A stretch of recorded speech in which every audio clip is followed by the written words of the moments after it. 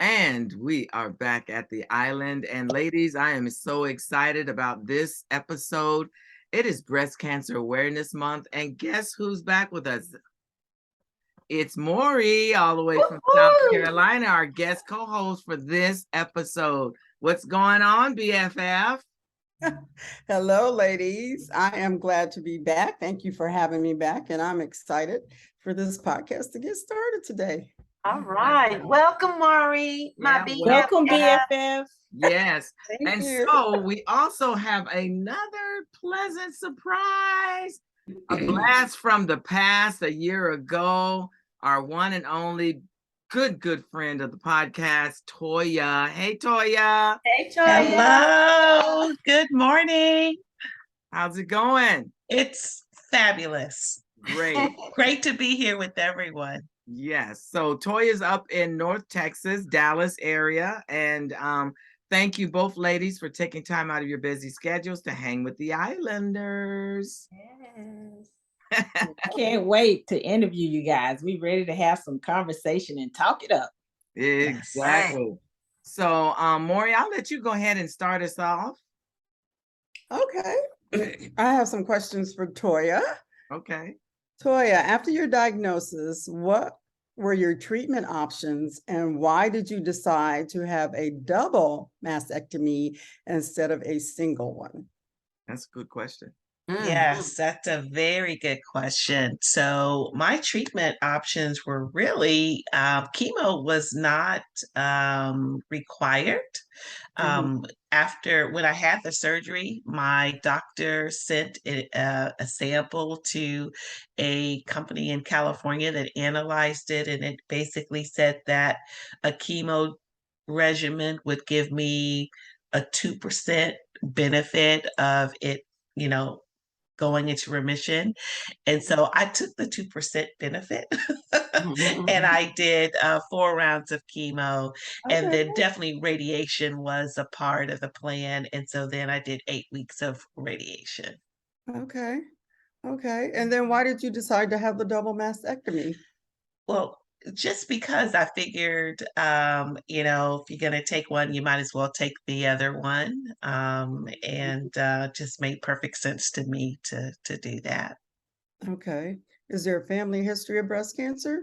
No family history of breast cancer. Wow. Okay, great. So I'm with you. I think I would have had the double mastectomy as well. I think Yes. Increases the chances of coming back into your other breast. So I would have done the same thing. I think for my sanity, I would have done that. Right, exactly. Yes. You know, being in the business, I have had a lot of patients. They come in so worried every year when they decide to either have a lumpectomy or have just a single mastectomy. And so they're just always on pins and needle waiting for the results of that mammogram. So that kind of eases some people's fears. Yeah. It does. Right. These are some people's Speaking of mammograms. Mammograms. Speaking of mammograms, all you ladies out there, get your mammies grammed once a year. That's right. Yeah. Check those babies. That's right. Well, you already answered my second question. My second question was, what post-op treatment did you have? And the second part to that question is, how did the treatments affect your life during and afterwards?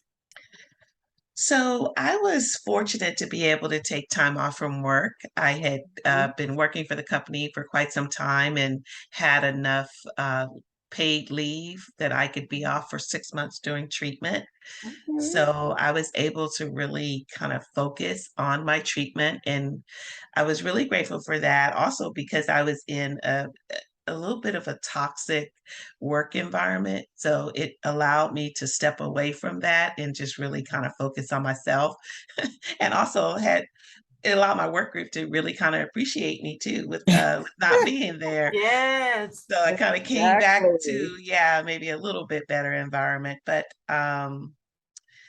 I know that I was tired. I remember, a lot of times I was tired or with the radiation, well, definitely with the chemo, it's a cycle.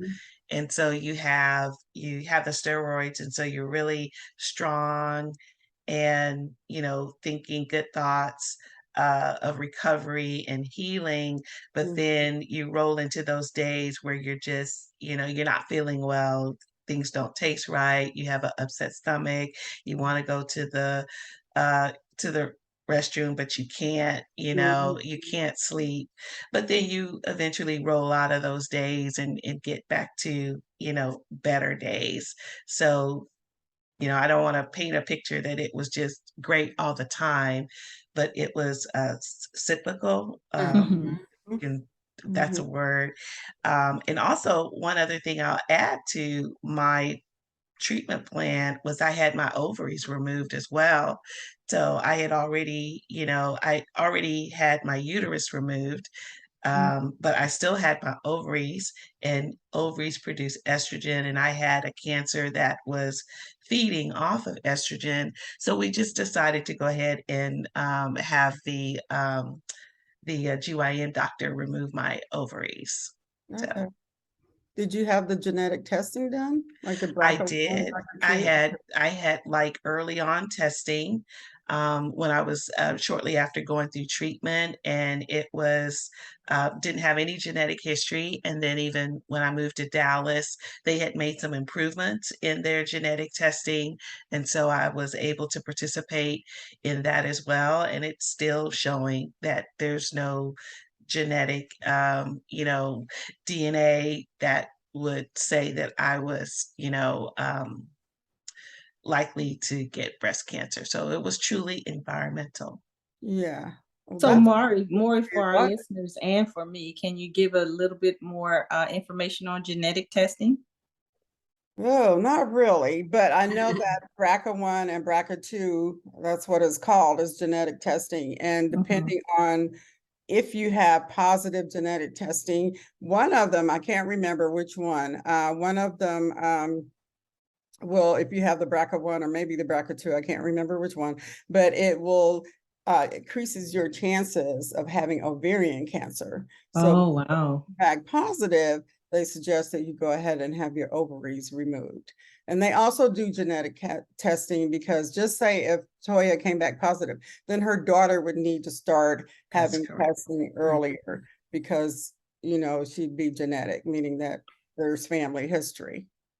So So if someone has breast cancer, do they have to request that, or does the doctor put in that request on their behalf? now that depends on your health care because we all know that Okay. everybody does not get equal health care. So I always told my patients to request it. If your doctor does not say anything, or if your oncologist does not say anything, request it. Now more insurance companies are paying for it. Before, when they first started doing the testing, a lot of insurance companies were not paying for it, but they are now. I think, Wow, that's very good to know. and I would say that at least ask your doctor to discuss it with you, because you have to push them to address all of your needs, and you know your body better than anybody else, and you know what you've experienced. And so in any case, you just have to push those doctors to address the needs that you have and don't dismiss them. And I Mm. just want to say to Toya, won't he do it? Because Yes. she said she was in a toxic work environment and she had a problem. She was facing cancer, but God moved you right out of that Yes, he so that did. you could have the peace and the That's right. strength to deal with it. And so that I just say that because in our earlier interview with Janet, that's what she said. He moved her in places and she was thinking, oh, why is this happening? Because she got her diagnosis 3 months after retirement.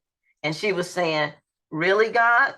But then she realized he moved her out of that so she wouldn't have to deal with it while she was going through fighting her cancer battle. So I just love you two thriving survivors. And I had to add that in there, Mauri. I just had to add it That's because fine. Yes, it's That's awesome. good.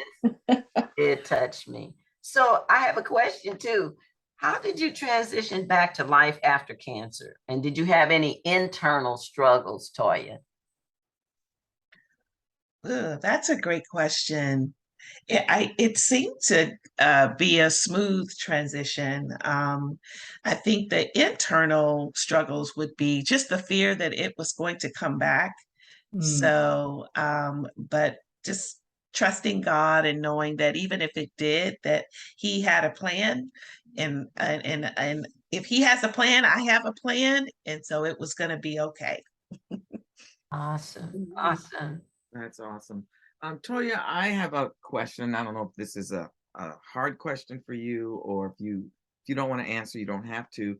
But is it hard to look in the mirror at your body? Oh, Because no, it's not at different. all. Because it's different. Because it's Right. different. Yes, exactly. It is very much different. And then because I did the reconstruction surgery before the radiation, so the breast itself is different. The breast that had the radiation looks different than the breast that didn't have the radiation. But then just in general, because it's a reconstruction process, the breasts don't look like real breasts. And it's not hard for me to look at myself in the mirror. And just, I think the biggest change is just making sure adjusting, my undergarments so that I look even. And then also sometimes you can actually kind of see the nipple and see that there's not a nipple, or there may be like disfigurement with the nipple. So just, making sure that that looks, you know, um, correctly for other people. And like I'm not drawing attention to myself, but for me personally, no, it does not bother me at all. That's awesome. 'Cause I Awesome. hear a lot of women say that one of the reasons why they don't get mastectomies is because they feel so much. I don't know the words to use or how to put this, but they're so attached to having the breast, they can't imagine life without them. And so that's, I hear that that's why they don't want to get a mastectomy. They'd rather go through everything and just, hope for the best. Yes, that is true. Yeah. There are women that struggle with that, and then also the sensation or the sensitivity of the nipple. If you talk about with having uh, pleasure, for me, I still have that sensitivity, so that's not an issue as well. And I think, and I don't know how many women continue to have it or if they lose it, but I did not lose. It came back, actually, the sensitivity with the nipple, even though the nipple is not truly there. Oh, wow. Wow. Okay. I got it. I got it. Wow. So It's you did have Wow. your nipples, I'm sorry, you did have your nipples removed. Yes. Okay. Mhm. Now, did you have any tattooed on? I did, but the tattoo was really the tattooing was really uncomfortable. So Oh, I was like, let's just stop. okay. Let's just, I'm done. It's good. There's not a lot of people that's gonna see this.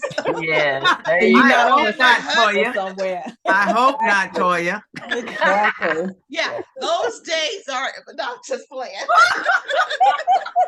Well, I'm not. Let's keep it real, okay? Those days are behind me, so there's only one person. But no, yeah. So I didn't even get the full tattoo. I So think that's a good choice, yeah. Mhm. Yes. Yeah. Well, Toya, I was reflecting back. I listened to the episode we did with you last year, and I remember in that interview you stated you were afraid cancer might return to your body somewhere else. So please share again with our listeners how you manage or overcome those thoughts. yeah, so luckily for me, I'm blessed in the fact that it doesn't overwhelm me or paralyze me. So those thoughts do come up. Um, but I just, like I said, remind myself that, well, for one, there's so many, breakthrough treatments that have just really have positive results for men and women that have metastasized breast cancer. So I have that in my favor. But then also, I will deal with it. I will address it head on if that's, if that's the case, that it does come back. So I don't know. Did I answer Wow. your question? Yes, yes, Okay. yes. So now that you are a survivor and you are obviously a thriver, Can you share with us and our audience, what do you do to stay healthy, mind, body, and soul? Well, I can tell you what I need to be doing, and I aspire to do that every day. So, but it doesn't always work out that way. But I just, getting exercise and really walking is all that, I'm told we need to do. And 30 minutes is really, it's just not like you need to walk for hours and hours. So, that is my plan, is to walk 30 minutes a day. I have a Peloton that I got one in March, and I had a little accident where I hurt my ankle, and I wasn't able to get, I hurt my ankle trying to clip out of the Peloton. Oh, So then I wasn't able No, to use the Peloton, but no. that has been healing and it's feeling better. And I'm actually getting ready to get back on it again. So I'm really looking forward to that. Also, yoga. I had started doing yoga, Mm. when moving to Dallas, and I really just enjoy that. It's a great stress reliever. And then, eating healthy, which is something that I struggle with. So in addition to, getting those exercise minutes in, eating healthy. I love sweets, and Yeah, like a definitely. little, yeah, like a little something sweet after I had dinner. That's so But cool. yeah, kind of pushing away from that and then getting in those fruits and vegetables, the antioxidants, they make a difference and they can help fight cancer for you. And taking in, fruits and vegetables that, that are loaded with antioxidants is something that I strive to do daily. All right. So you saying to everyone it's a good thing to exercise to stay healthy. Walking 30 minutes is once a day is great. Also yoga, because it releases the stress, and then eating healthy, especially those fruits and vegetables that have the antioxidants in it to help for cancer to stay away. Yes. So that's all preventative things, also preventative measures. Excellent. So with that note, and Miss Toya and hanging out with us and giving us some more information, we're just going to take a break, guys, and then we'll be right back. And we are back at the island sharing with Toya Drake her experience as a cancer survivor. And Toya, I want to ask you a question on your experience as a cancer survivor. How has that changed your outlook on life? And also, what's the most significant change that you've seen in yourself? Well, these are really good questions. Definitely. Um, I, Going through the cancer treatment process is very tough. So just being able to get through that process definitely has really kind of reinforced what I'm made of. I think Mm, so, giving me a sense of confidence that, if you could get through that and get through it with grace and a smile and a positive attitude, that you pretty much you deal with a lot, other than, of course, loss of, close loved ones. But even still, you can get through that too. And then your second question, Cheryl, was, so, what's the most significant change that you've seen in yourself? oh, I don't know if I've really seen like a significant change. That's a tough question.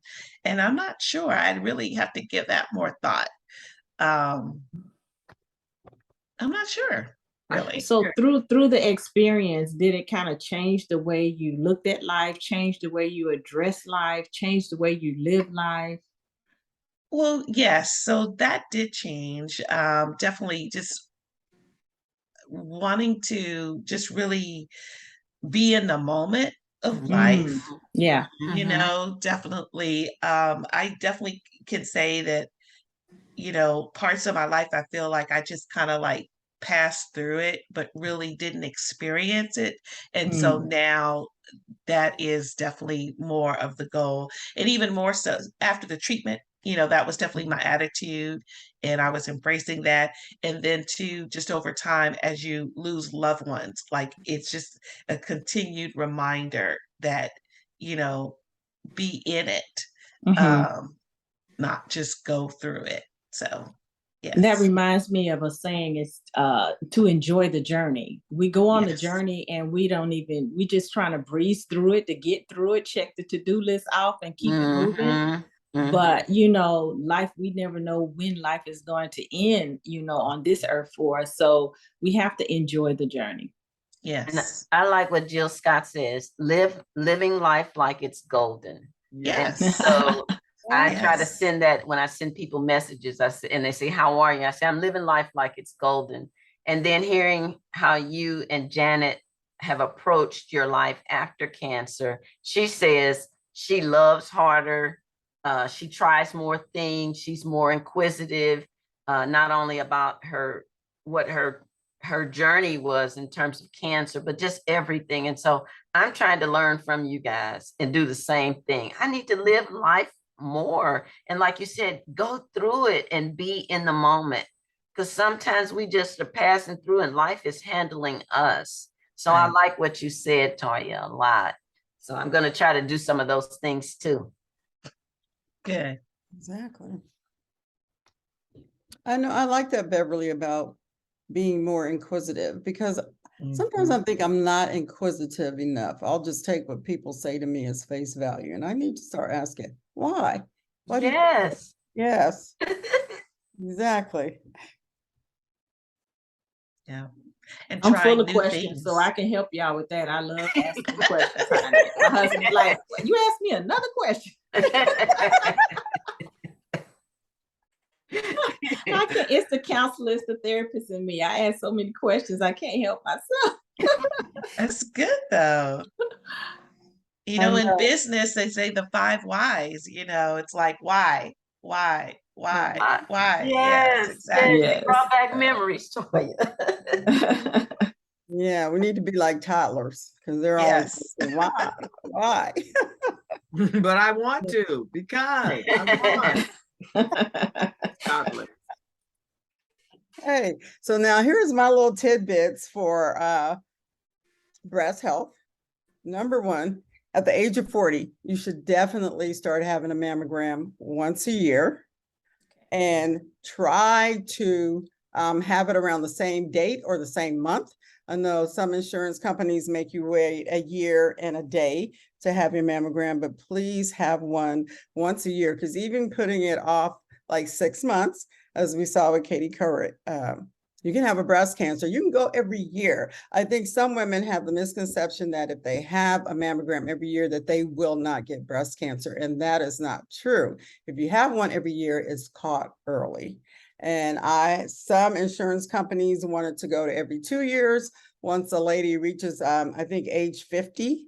But personally, I would not do that. I had a lot of patients that would come in every year, and then one time they would come in and they had breast cancer. But because they came in yearly, it was caught early, and their survival rate was very great. So it's important to have it Yes. once a year. It's also important to know what your breasts look like. I had some patients that said they never touched their breasts. I don't understand that, because how do you clean it? I mean, you wash Yeah. your breasts in the bath or the shower. And even when you're in the shower or taking a bath, just with the towel, if you're washing your breasts, you can feel something different. But know what your breasts look like. Look in the mirror to see if they're symmetrical. Examine your breasts with your hands. They're online. You can get information on how to examine your breast, so you won't miss any breast tissue while you're examining your breast. Make sure you check underneath your arm, because also breast cancer can be found underneath your arm, because you have some lymph nodes that from your breast that drain into your armpits. So it's good to check your armpits as well. If you see any redness on your breast, if your skin feels thicker in one area than the other area, those are just some things to be concerned about. pain in your breast, not intermittent pain, because we all get intermittent pain or intermittent sharp pains, but if you have a constant pain, that is something that you need to be concerned about as well. And if you have like orange peel look on your skin, or if you have some puckering or dimpling, those are all signs where you need to get in immediately and have a look at your breast, as well as an inverted nipple. If you have one nipple that's inverted, Okay. that's fine. If you have a bloody discharge or a clear discharge, most of us will have a milky discharge. I mean, if you get a mammogram and they compress you hard enough, you will get that milky discharge. Oh, yes. You've had that, Beverly? Well, they just squeeze it so hard, it seems like it's pulling my neck, my skin all off from my chest. But I still go through it because I know how important it is. But wow, And yikes. that is a good sign. If you feel like your skin from your neck is being pulled in, I always felt like I was getting a great mammogram on my patients, because that meant I had all their breast tissue on, because a lot of breast cancer will start very close to the chest wall. So it's important to get back as far as we can. So it is uncomfortable, but it doesn't last long.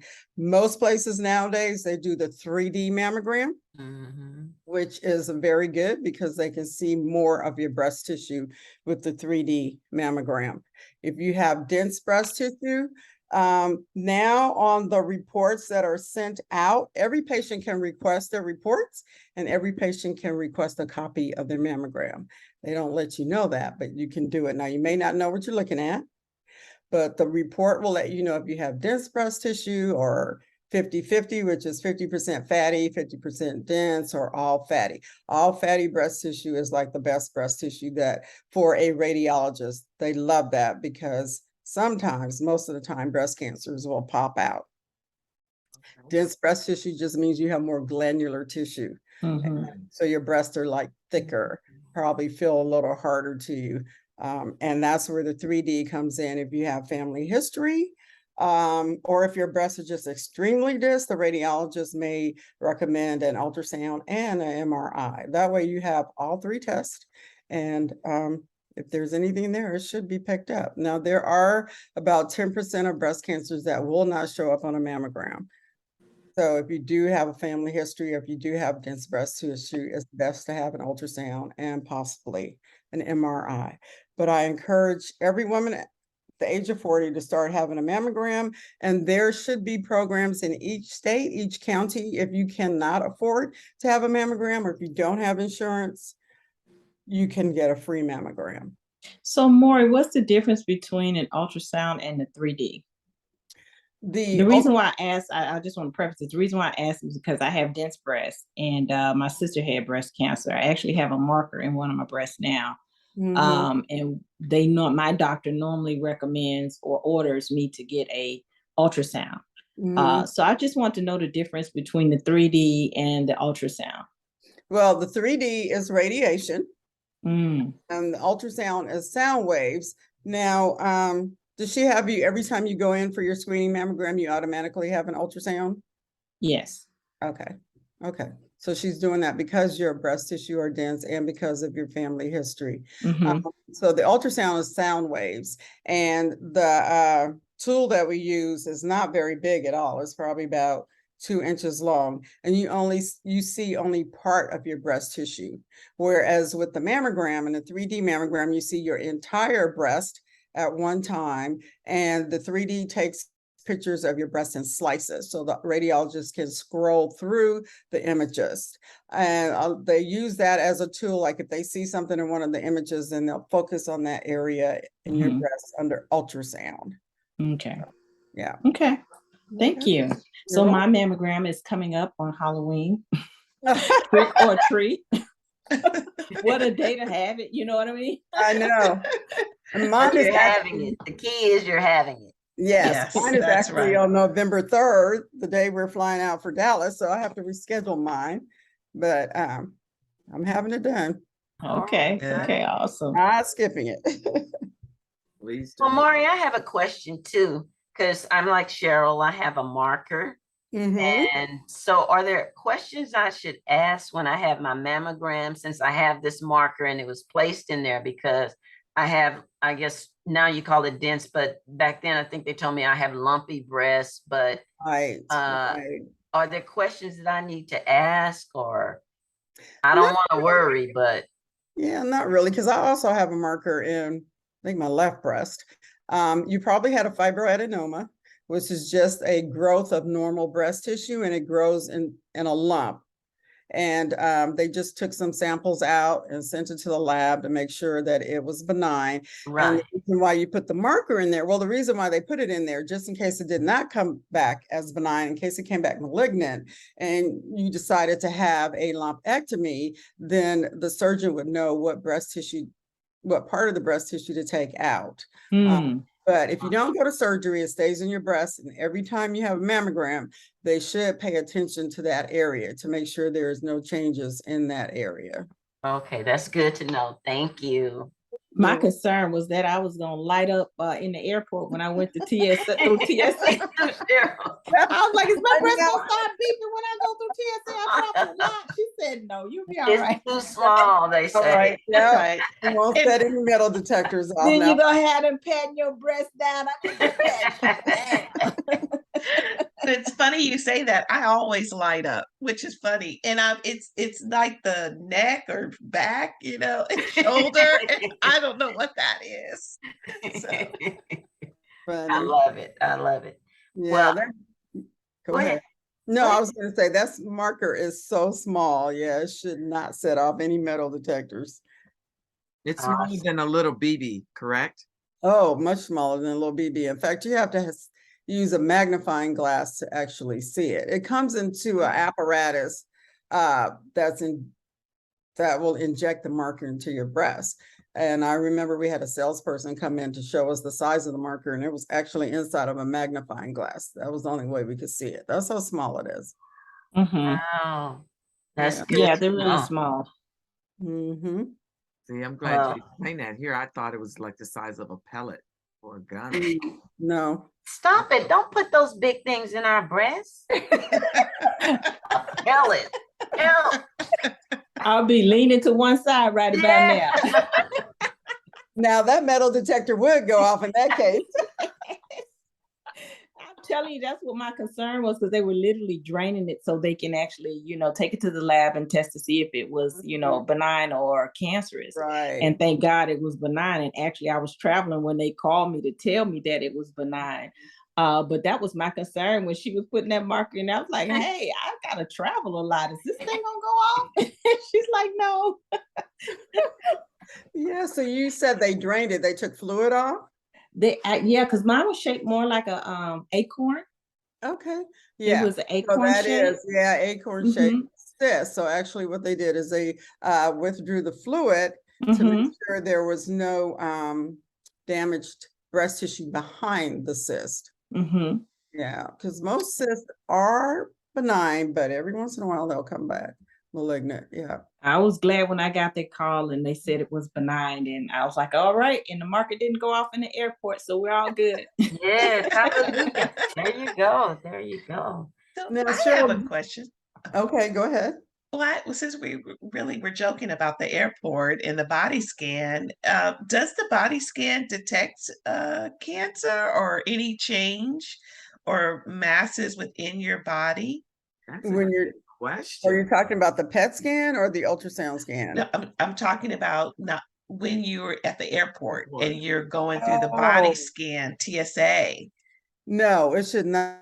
It doesn't have enough radiation to see detailed like that, like the breast Okay. or anything like that. Yeah. Okay. Interesting. It's Mhm. just detecting your weapons like guns or knives, right? Or your metal, like people with knees, they turn on the machine. Mhm. Because my mom, when she goes through, we have to tell them that she's had a knee replacement Mhm. and everything goes off. Mhm. Mhm. Okay. Yeah. Or people that Interesting. have a lot of bracelets on. I even had a big watch on one time that made the detector go off. So metal is, ooh, Yeah. yeah. Well, I want to thank Maury because Yes, the tips you gave, I wrote everything me down. too. And I did have an episode where after I passed 50, they were like, well, you can go every 2 years. And I was like, absolutely not. So I'm very vehement about that. And I have mine every year. So I thank you for reinforcing that. And I'll keep on fighting the fight if they tell me that I could go every other year because I'm old, but I'm not doing it. No, So, don't do it. Because yeah. the older you get, it increases your chances of breast cancer just because you've been living longer and you are Yes. female. So yeah, And don't you do it. all, I'm going to give one more little story. I had a friend who was 100, she was like 98 or 99, and she found a lump in her breast and it was cancerous. They took it out and she had no problems from the breast cancer, and she died of old age at 103. So it's important, even no matter how old you are, to check your breast and get it checked out because she overcame that and she was a thriving survivor until 103. Juanita asked you, I'll just say that. That's So, Awesome. awesome. Right. with that Wow. said, I think we ought to talk about attitude of gratitude. Oh, that sounds good. Yeah. Who wants to start? Crickets. Well, I'll Is that start. You I'll spoke up start. first, Benita. That means you're first. Oh, okay. Go ahead, Anita. It was good having everybody here. Bye-bye. No, that's not it. Attitude of gratitude. You know we do it. I know. My attitude of gratitude is this is Breast Cancer Awareness Month. And I think, well, I know we've all been touched by, if not directly, indirectly by someone having breast cancer, whether they have survived and they're surviving now or have passed on. My attitude of gratitude is they are always working to try to cure cancer. Now I just heard a report, I don't know how true it is, that within 8 years, I think it was 8 or 9 years, they're already working on something. They're projecting that they will be able to cure cancer. Now I don't know if that means just all cancers or just certain cancers. But my prayer is that I know God's going to come through just when we need him to come through. We have warriors on this planet like you, Toya, and like Janet, and my mother-in-law who has passed on, and she did not pass away from breast cancer, who are so strong and are our role models and teach us how to deal with breast cancer. Everybody's different, everybody's cancer is different, but I'm grateful for Toya being the warrior that she is. And there's so many other people that I could name. I was just having a conversation with, I guess I could say her whole name. She don't care. Barbara Keon at church. And she's another warrior who Yes. Yes, surviving yes, and has gone to hell and back, but still yes, has a smile on her face.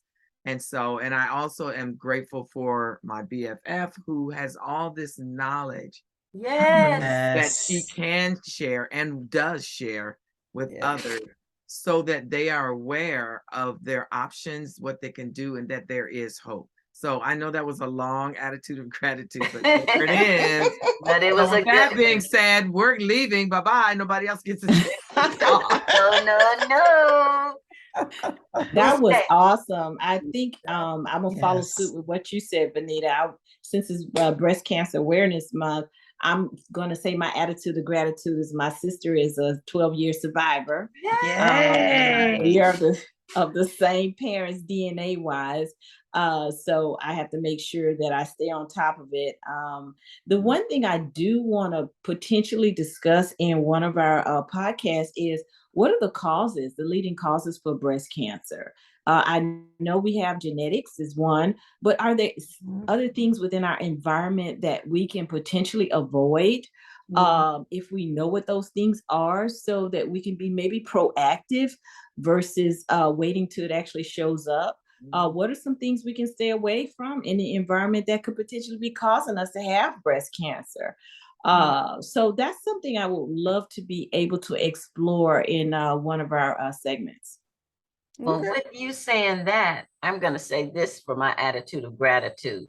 I am grateful for our guests, Toya and Janet, sharing their journey. I'm grateful for technicians, and I may be saying the wrong title, Mauri. Technologists, Technologists like Mauri, who can share and who I know based on my friendship with her, that they give these mammograms, but they take you through it with compassion and understanding. Mhm. And so I praise God for the doctors, for the technologists like Mauri, who help all of us, whether we have cancer or we don't, but they help us to do the things that are proactive. They help us through the treatment and they help us after the treatment. So I'm grateful for all of those folk. So that's my attitude of gratitude during breast cancer month. And let me give that shout out to my sister. I didn't name her specifically, but Cynthia Harris. And so I just want to name her. I asked her to be on the podcast. She wasn't ready yet because it's still too painful to have the conversation because, you know, Toya, going through it, your whole family goes through it. Yes. And so that was such a difficult time for her. So she said maybe next year. So Cynthia Harris, thank you for being such a strong woman and surviving and thriving through breast cancer. And I know Cynthia, Yes. she is a delight to be around. Her smile Yes. lights up a room. And we will reserve a spot for you next year, Cynthia. Yes. I mean, Yes. I'll go ahead and jump in. When you talk about living life like it's golden, that's definitely your sister Cheryl. She glows. She really, really does. Yeah. And definitely is a great thriver. I'll just jump in and say, so that's so sweet of you guys for your attitude of gratitude. I'm grateful that I have friends that continue to hold space for me, even though that I am away in Dallas, and that you remember my journey and include me in this podcast. I'm also grateful that people, that are walking around in our midst, they don't know, but I'll share, and I may have said this before, but Cheryl McCutcheon, she later started going by her maiden name, Cheryl Graham. She was a breast cancer thriver, and she was the closest person to me that I knew that had gone through that experience. I'm grateful for her that she shared her journey with everyone else. So we knew that that's what she was going through, because then I was able to see her come on the other side of it and do it in such a beautiful way. And so she was the blueprint for me. So I will say that I'm grateful for Cheryl being transparent. And I'm glad that I can share with you guys and be transparent, because maybe that inspires someone else to just embrace it with positivity and know that they can get through it too. So that's my attitude of gratitude. Awesome. Right. My attitude of gratitude is I am thankful for you ladies, the Kitchen Island Tea podcast ladies, for actually dedicating this podcast to breast cancer awareness. And not only just the facts that I have, but you had ladies that actually walked the walk, who went through breast cancer and had the surgery and the treatments afterwards, and they were able to come on and share their experiences. And so I'm really grateful for that you're getting all this information out on the airwaves for ladies to hear, because it's very important. Thank you. That's awesome. Ladies, this has been very inspirational for me. We just always hope, the ladies here at the island, that we're making a difference in someone else's life, their journey, whether it be cancer or death or anything like that. We just want to make a difference. And I appreciate everyone coming on and being so honest and transparent. That's most important for us as a podcast, because we want to keep it real on here. It's real talk about the real issues. So, and in our real world. So I'm just, again, grateful for every one of you, including Beverly, you and Cheryl, for putting this out into the airways. It's so important. So important. So let me thank Toya for coming again to the island. We love you so much. Yes. Can't wait to see you in a couple of weeks in Plano at the Yes. Women's Conference. And of course, my BFF, she's trying to become a regular, y'all, a regular guest host. Yes, I love it. I'm And leaving that that is a to you, lady. correction, Benita. She's my BFF.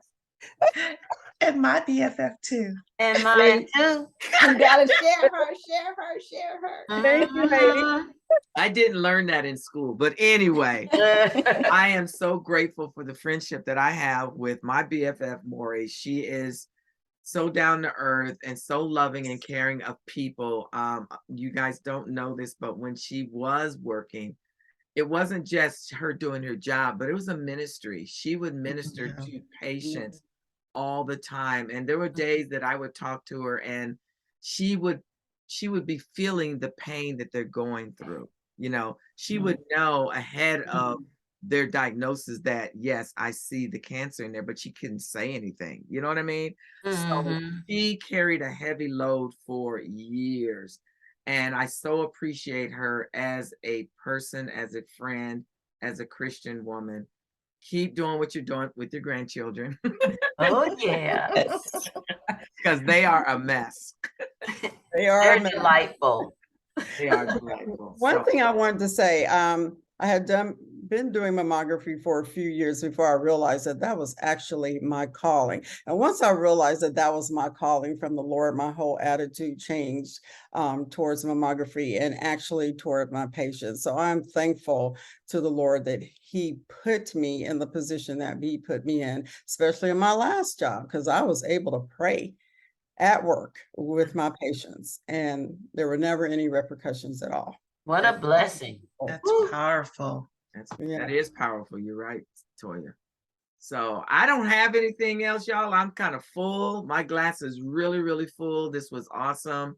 Beverly, you can take us on out since you are the producer of this episode.